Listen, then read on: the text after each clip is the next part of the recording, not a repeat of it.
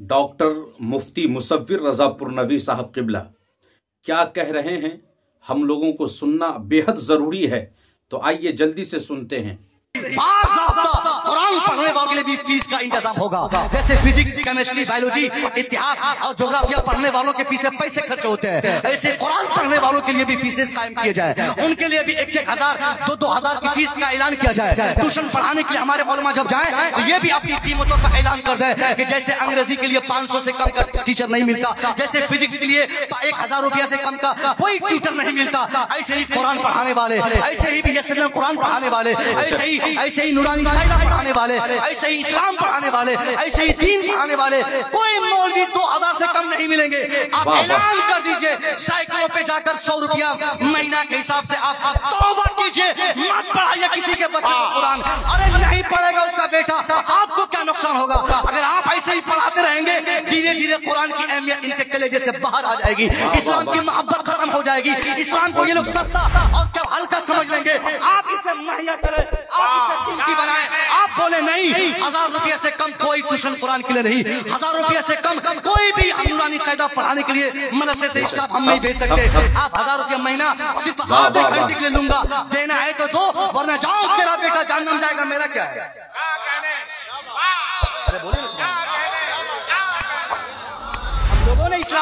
हम लोगों ने इस्लाम को हल्का कर दिया। हम लोग एक कीमत फिक्स करें, हम कीमत फिक्स करें, नहीं ऐसे हम नहीं पढ़ाने जाएंगे, क्योंकि आप गरीब होंगे तो आपकी गुर्बत का मजाक के लोग बोलेंगे। आपकी बीवी के बदन में अगर महंगे कपड़े नहीं होंगे, यही लोग बोलेंगे इमाम साहब के डेवलप में आपने हमने क्या किया। एजुकेशन चूंकि समाज की तरक्की के लिए एक सबसे मजबूत रास्ता है, एजुकेशन का डेवलपमेंट, एजुकेशन की तरक्की समाज की तरक्की के लिए सबसे ज्यादा जरूरी है। मैं आज झारखंड के यहाँ बैठे तमाम मुसलमानों से पूछना चाहूंगा, आपने हमने एजुकेशन के डेवलप के लिए क्या किया, एजुकेशन की तरक्की के लिए क्या किया। हमारे पास एजुकेशन के लिए काम करने के लिए न तो रात में वक्त है, न तो दिन में टाइम है, न तो दोपहर में वक्त है, न हमारे पास पैसे है, बाकी सारे काम हमसे होता है। बड़े बड़े खतीब को पलक झपकते हम बुला लेते। एक शायर चाहिए साहब, वो शायर चाहे उसकी जिंदगी कैसे बीतती हो, नमाज कब से पढ़ा हो नहीं पढ़ा हो, दाढ़ी कब से काट रहा हो, उससे कोई मतलब नहीं। अगर उसकी जरूरत पड़े उनके नाम पे 40,000 रुपया हम ऐसे पानी में बहा देंगे, मगर उसी शख्स से कहा जाए 40 नहीं 20,000 मदरसे में दे दो, एजुकेशन के डेवलपमेंट के लिए पसीने छूटेंगे।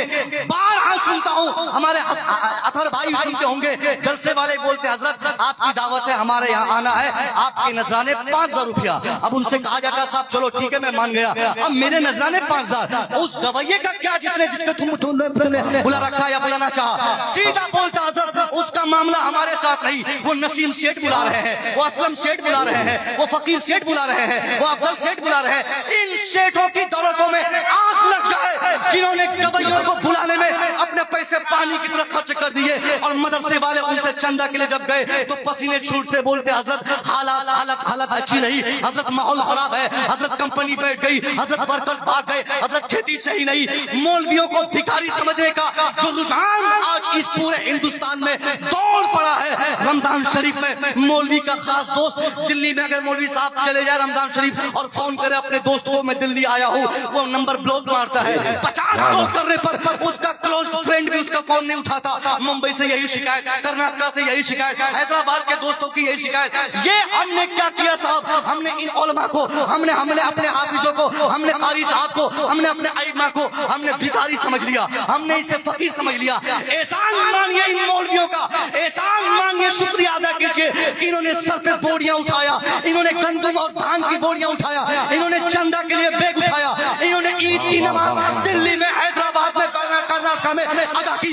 बीवी तड़पती रही, बेटा तड़पता रहा, बच्चे तड़पते रहे। ईद के मौके से इन्होंने घर का रुख नहीं देखा, इन्होंने दल के अपना घर छोड़ा, अपनी माँ छोड़ा, इन्होंने अपने बच्चों की मोहब्बत को त्याग दिया। खैराबाद कहकर हैदराबाद पहुंचे चंदा के लिए, ताकि मदरसा बच जाए, ताकि मदरसा बच जाए, ताकि मस्जिद बच जाए। हम आए कि नहीं भिखारी समझते, आज छोड़कर ये आखिरी संदेश ये गुलशन रजा के जिम्मेदार उलमा की मौजूदगी में मुसव्विर रजा का है। बंद कीजिए चंदा करना, मत मांगिए इस कौम से भीख। आप पैसे के लिए इनके पास आएंगे या आपको भिखारी समझेंगे? क्या जरूरत पड़ी है? इस्लाम आपके बाप की जागीर है या इस्लाम की जरूरत इनको भी है? जन्नत आपको चाहिए या जन्नत خیرات کی ضرورت اس کو بھی ہے، جنت اسے بھی جانا ہے، جنت کی ضرورت انہیں بھی ہے، جہنم سے انہیں بچنا ہے، دولتوں کو زکات خیرات دے کر پاک انہیں بھی کرنا ہے، مگر ان کو شعور نہیں، انہوں نے مولویوں کو بھکاری سمجھا۔ آپ 5 سال تک آنکھ چھوڑ کے کہتا آپ توبہ کیجئے، زکات نہیں لینا، خیرات نہیں لینا، فطرہ نہیں لینا، اب خاموشی سے اپنی دفتر میں بیٹھ جائیے، رسید نکالیے اور سبق سکھانے کے لیے ان لوگوں کو اب اعلان کر دیجئے کہ اب سے زکات نہیں مانگی جائے گی، خیرات کی رقم نہیں لی جائے گی۔ اب ایک ہی اعلان ہے، کوئی مر جائے 50 سال جنازے کے نام پہ، قرآن خوانی کے نام پہ 20 سال، نکاح کے نام پہ 1 لاکھ، یہ سارے اصول آپ خود سے بنائیے، ضرورتاً بنائیے تاکہ حالات بدلے۔ خدا کی قسم، یہ مدرسہ جنہیں ہم نے یتیموں کی آمادگاہ سمجھا، جنہیں ہم نے فقیروں کی جگہ سمجھا، یہ مدرسے کی صورت ایسی نہیں رہے گی۔ علاقے کے جتنے کالجز اور یونیورسٹی ہے، سب سے اچھی عمارت پر اگر کوئی تعلیمی ادارہ کھڑا رہے گا وہ صرف ہمارا مدرسہ رہے گا۔ زبردست پیغام مفتی مصور رضا صاحب کا سن کر دل خوش ہو گیا، باغ باغ ہو گیا۔ نعرہ تکبیر، ذرا دونوں ہاتھوں کو اٹھائیں۔ اس ویڈیو کو دبا کے شیئر کیجئے تاکہ ان لوگوں کی آنکھ کھل جائے۔